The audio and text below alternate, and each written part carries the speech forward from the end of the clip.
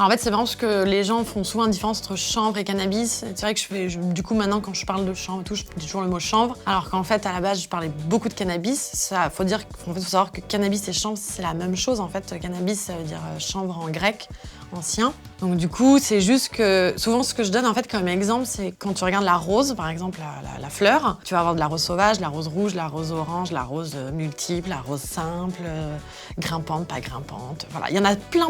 C'est un vrai, on peut pas savoir le nombre de roses qui existent sur notre planète. Enfin, si peut-être, mais moi je ne sais pas.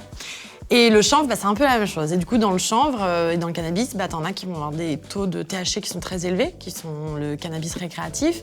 Tu vas avoir des cannabis très pauvres en cannabinoïdes, comme tout ce qui va être cannabis sauvage. Tu vas avoir du cannabis qui va avoir d'autres effets, plutôt tonifiants, euphorisants, relaxants. D'autres avec des cannabinoïdes plus riches, par exemple en CBN ou d'autres choses comme ça. Enfin, voilà, il y a plein de différentes variétés. Il y en a vraiment une multitude incroyable. Et je trouve qu'en fait, on s'arrête trop souvent avec le cannabis illégal et le chanvre bien-être, alors qu'en fait, ils font qu'un et qu'on devrait utiliser un peu tous. Et je pense que ce qui est très intéressant aujourd'hui, c'est de voir qu'il y a le cannabis médical qui est en train d'arriver.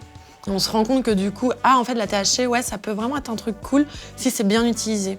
Et du coup, on voit maintenant dans le cannabis médical des ratios 1-1, par exemple, 6% THC, 6% CBD. Et on se rend compte que les deux molécules, quand elles sont ensemble, elles ont un effet qui est incroyable sur le corps, avec un effet qui va apaiser énormément la douleur.